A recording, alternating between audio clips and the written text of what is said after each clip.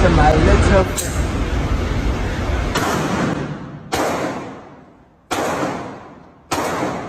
talk about gun control and disarmament and ask the question if it's even actually possible. I want to let you guys know right now that this video right here will be on short timer prepping tomorrow, which by the way will be on Monday, and it'll be on my main social commentary channel, John Claymore, on Tuesday. I'm going to go ahead and leave a link to that channel itself in the description box in the comment section of this video here. I'm also going to be leaving another video that I did about Trudeau's handgun freeze, so that way you guys can kind of get access to the channel itself, because that channel right there is also a little bit hard to find as well to go along with this from here. Also, something else too, to all my new subscribers, let me go ahead and say right now, thank you guys for subscribing. Thank you guys for helping my channel grow. And let's go ahead and dive into this. Now, before we do this, there's a quick little story I want to tell you guys. Back in 2016, I was working a gun counter, Dunham Sports, and a guy that I grew up with, a guy who lived in my old neighborhood, came in. Hadn't seen him in years, and we got talking. And of course, gun counter, a lot of times, politics and whatnot gets spoken there. And the guy, and by the way, I'm not going to say any names or whatnot because I try to keep people who I know's names confidential. He was talking to me, and he was talking about the speech that Barack Obama had given in front of the United Nations, saying that America had a gun problem. And I was sitting there thinking to myself, I was like, dude, he's just running his mouth like always to try to help Hillary Clinton out, to try to get another Democrat in there. And he responded to me. He said, you know what, man, I got to tell you the truth, man. By the way, if you guys knew this channel, John Claymore is the pseudonym. My real name is Paul. He said, Paul, dude, me and my wife were sitting and looking at this, and we were thinking to ourselves that he was trying to do everything he could to goad NATO and the United Nations into stepping into the United States to take our guns away from us. And my response to him was, bro, he can run his mouth and scream and holler all the hell he wants, but I highly doubt they're going to be able to pull that off. NATO is not exactly what we call a very, very big force. It's only about 400,000 strong. And the United Nations is not as big as you might would think as well. However, though, I have noticed, though, recently, of course, this has been about 6 years since I had that conversation, that there's been a much, much larger push worldwide to try to ban the firearms. Of course, we know about Trudeau's handgun freeze, and now, of course, you got this guy in Chile who, quite frankly, is vowing to take the guns away from his people. Guys, we got to ask the question, is disarmament even possible? Is confiscation even possible? Now, some of these gun control proposals, which, by the way, none of these I think will pass, and you've even got the Rhino, Lindsey Graham, saying he's ready to vote on the measures. But here's the deal: I had to make this point really, really quick. And that's probably upset you, and I may even upset some people, with this comment right here. I want to wait until after the vote is cast before I pass full judgment on Lindsey himself. You see, Lindsey is quite questionable, but at the same time, as a matter of fact, some of these Republicans we have, especially these old establishment types, are questionable. Their loyalty is actually highly questionable. It's highly debatable. And the reason why I want to withhold judgment, though, is because oftentimes they end up voting party lines. Also, something else, too. This particular measure would take 60 votes to actually pass, not 51. A lot of people don't realize that for legislation, you got to get 60 votes, not 51. The media has kind of sort of conditioned people into believing that 51 votes is what it does. No. 51 votes is for, like, budgets. 51 votes is for, like, Supreme Court justices. Actual legislation takes 60 votes. So I'm going to kind of withhold my judgment because for all I know, Lindsey may be saying, I'm ready to go ahead and get this vote over with so that way I can vote it down. We don't really truly know that. I'll wait till after the vote is actually cast before I decide to actually pass any judgment. You guys feel free to pass all the judgment you want. As a matter of fact, comment in the comment section. Now that out of the way, let's go ahead and move on to the actual topic. One of these measures that these congressmen are trying to propose are absolutely insane. One of them is like 1,000% tax on an AR-15. I highly doubt that really is going to pass, but at the same time, though, I figured I'd bring that up. I heard about that about an hour ago, right before I got on camera, so I'll leave a video in the actual description box for you guys to check out. It comes from Legally Armed America, very, very good channel. I hope you guys actually go and give that channel a look as well. But let's go ahead and keep this thing here rolling. Gun buybacks, for the most part, just don't work. I've ran into a few people, of course, this is anecdotal, but I've ran into a few people who are actually from the state of New York who've told me that the buyback programs that they try to put in place just don't work. People just don't turn in their guns except they're an absolute dumbass. I can name one story where a guy came in to buy a gun from us when I worked at Dunham's, who was from New York, who said he was told to sell all of his weapons. And I asked him, who the hell made you do that? And, of course, he said that it was his ex-wife. He claimed he sold 40 of his firearms for $8,000. 40 firearms would probably cost you somewhere at least $15,000 to $20,000 in actual cost itself at the bare minimum. but yet this guy right here was a dumbass and he allowed his ex-wife to actually do it. So yes, dumbasses do exist, but I highly doubt that most gun owners are not just going to hand over their weapon. That's absolutely insane. Also, something else too, the FBI. FBI, man, dude, you could spot the feds a freaking mile away. I mean, come on now, you could spot these people from a mile away. Also, something else too, their actual boots on the ground apparatus is just not large enough to actually go out there and take a bunch of guns from people. By the way, guys, and I'll be saying this a lot in this video, you've got over 400 million guns in the country itself, and right now it's believed that you have somewhere right around 100 million gun owners total. Good luck getting the stuff. Also, now the cops. Now, the cops, for the most part, I don't believe will enforce this stuff. It does not mean that they won't in some of these blue states, like, say, New York or Chicago, or New York or Illinois, or maybe even the state of, definitely the state of California. But in most of your red and purple states, cops are not going to want to do that. You see, cops right now are under fire for all kinds of... I mean, look, I have praised the cops when they were good. I have also nailed the cops when they were wrong, okay? I was a little bit upset about the police response, of course, with Uvalde. Of course, I did not agree with the defund the police movement because people were actually forgetting some very, very key things about the police departments. I've always said I think the training needs to be a lot better, especially for these circumstances, especially like school shootings, but I don't think that they need to be completely demonized. Not every single police officer needs to actually be demonized itself, and I don't think that cops are going to want to go through this entire ordeal where they would suddenly be demonized for going after their own support base, which, by the way, for the most part, are conservatives. So I highly doubt cops are going to want to actually enforce that. But then again, though, you will get some circumstances where cops may not be afraid to actually enforce it and not actually care about your Second Amendment rights. And not only to the political brushback or the brushback that police would get from their own citizens, you got to understand something else too. People are already a little bit peeved with officers anyway. Not just the Uvalde thing, but also think about all the times that cops enforce unconstitutional mask mandates. Think about all the times that Karens called law enforcement, and law enforcement had to go actually had to tell somebody to put a mask on or something like that. Now, by the way, there have been incidents where cops have kind of been like, you know what, we're not going to enforce this crap just because this crazy woman said something. This is, by the way, going to be the problem with red flag laws. If you have red flag laws, somebody's going to actually, especially somebody who disagrees with you politically, they're going to try to use that against you so that way they can disarm you, because people have gotten to the point now where they have no actual souls, especially the left, and they become so self-absorbed that all they want to do is just shit on everybody else. Now, that being said, I want to go ahead and make this last point here. On the cops, and let me go ahead and throw this out here. I agree 100% with Stick, Sex, and Hammer. I agree with 100%. Make the small town, your medium-sized towns, make those police departments, sheriff's departments. This way, every 2 to 4 years, they are held accountable with a vote. If they're being held accountable with a vote, chances are more than likely that the communities themselves will actually get cleaned up. And this way will also keep the cops in check, because they know if they overstep things, they will more than likely lose their job via election, or they will be forced, or some of the lower level officers who screw up, they're going to be let go, because obviously sheriffs have gotten to be beholden to a voter all of a sudden, and this is one of the ways to keep them in check and hold them accountable. To mention the whole sanctuary county thing, of course, the whole thing that happened in Virginia back in 2019 led to the vast majority of the state of Virginia suddenly be creating sanctuary counties where sheriffs said, you know what, look, we're just not going to enforce this crap here. Same thing happened, of course, here in North Carolina where I live out here. Matter of fact, my county sheriff was a Democrat at the time, actually still is a Democrat.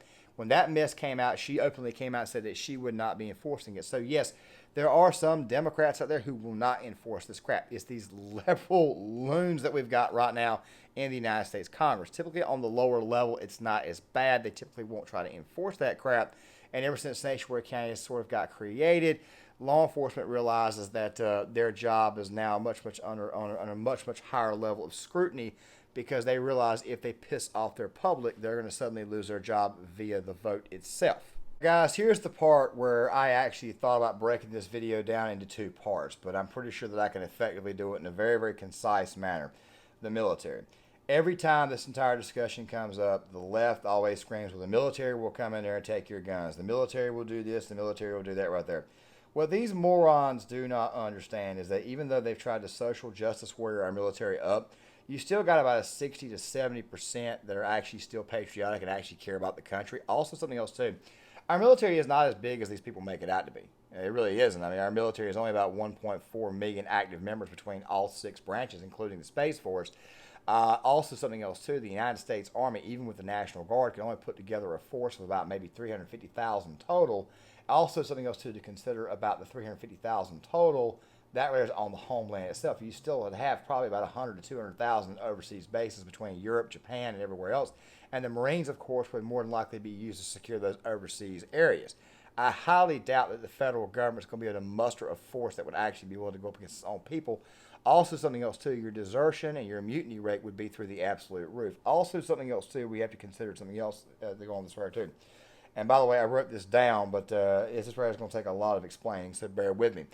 At this moment in time, they have decided to put women in infantry units with men. Somebody made a point in one of the videos before. Okay, I don't give out subscriber names, of course, if you're new to this channel. He made the point that men would actually be more willing and more likely to protect the women rather than kill the actual target itself. So if the target is me or you, and yet I'm pointing my weapon, firing at them, said soldier may be more willing to try to save the girl's life than actually take me out. So what I'm trying to say to you right there is that you're already weakening the military, and you're already weakening its ability to fight back against said militant force.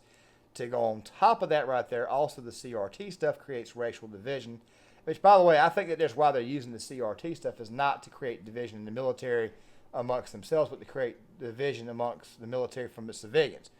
They're making the military political so that way they could actually use it later on against its own populace. It's always been my theory. Of course, it's kind of an extreme theory, but I figured I would throw that out there. But at the same time, though, you're not mustering a large enough force, and the left believes that this force is absolutely insanely large, when in fact it's not.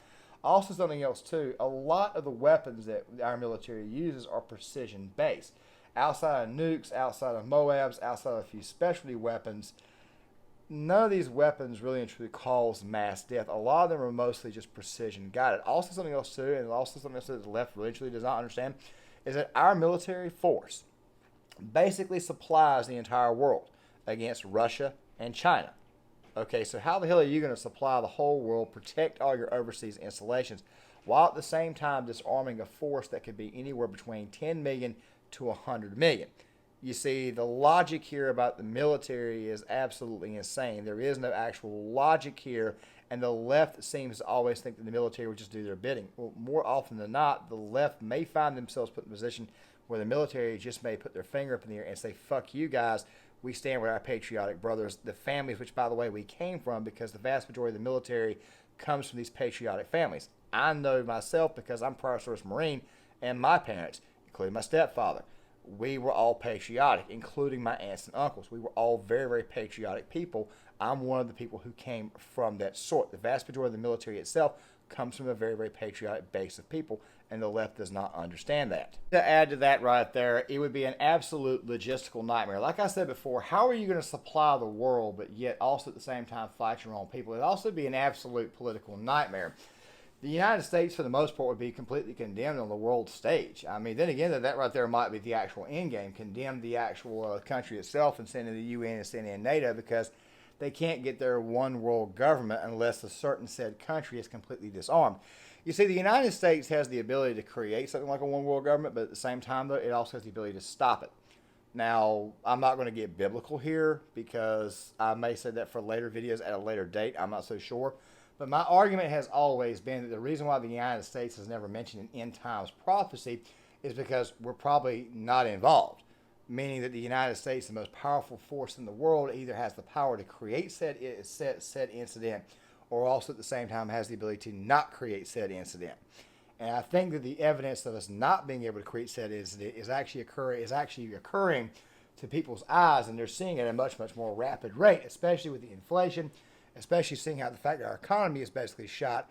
I don't see how the United States is going to be able to pull this off. Before I end the video, I know somebody's going to leave a comment in the comment section about Hurricane Katrina, and yes, you would be absolutely right. During Hurricane Katrina, or after Hurricane Katrina, they were in there confiscating firearms. It's one of the reasons why I said before that I doubt the cops would go through it, but that does not mean that I trust the cops not to go through with it. You see, what happened in Katrina, and of course, it was funny that Kanye West was blaming George Bush, screaming the R word, but yet it was actually their non-white mayor who was sending in the cops to go confiscate people's weapons. So, yeah, I didn't really see the argument there for what Bush was doing during Katrina to be racist. If anything, I thought what the mayor did was actually much, much worse.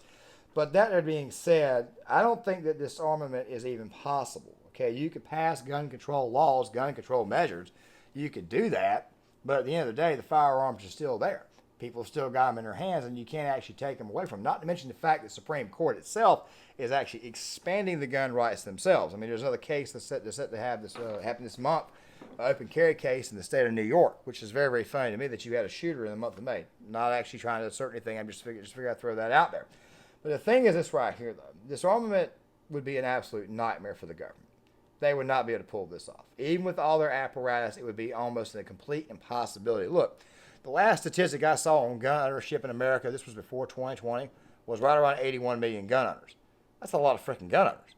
Okay, of those 81 million gun owners, I would assume that about 25% of those gun owners probably train actively. I would suggest that if you add in the fact that a lot of these guys are veterans, former law enforcement, hunters, people who actually train, this would be an absolute nightmare for the federal government to pull off. And to go on top of that right there, the fact that it's just completely unconstitutional and we operate on election cycles rather than long-term cycles, I highly doubt they would actually be able to pull that off. Guys, here's where I'm going to end this video right now. With everything that I have said, of course, I have already thrown out there the fact that they could pass all the gun control legislation in the world they want to. At the end of the day, they're never going to be able to disarm the American populace. They're never going to be able to pull this off. Okay, it would be an absolute logistical nightmare for them to do that, and not to mention gun ownership is just something just going right through the roof, and thank God that it is. The Second Amendment to the Constitution, in my personal opinion, is the most important amendment in the Bill of Rights, the most important piece of the Constitution itself, because it ensures the remaining portion of the Constitution is actually to be followed and actually done by the actual Constitution itself. Meaning, you can't do unconstitutional shit. Okay, you're not supposed to be doing unconstitutional shit. Every time they pass some type of gun law, it's a direct violation of your actual rights. Your right to defend yourself. It's an actual violation of the Constitution itself. With that there being said, though, I'm very, very happy that all these Second Amendment advocacy groups are out there, and I'm starting to get tripped up on my words here.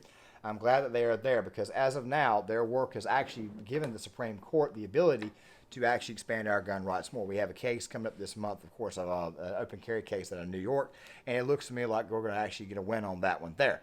Now, guys, with that there being said, I'm going to go ahead and end this video now. Short time of prepping here. John Claymore here. If you guys like the content, hit the like button, subscribe, share the video, sign up in the comment section, leave your comments, and I'll see you guys later.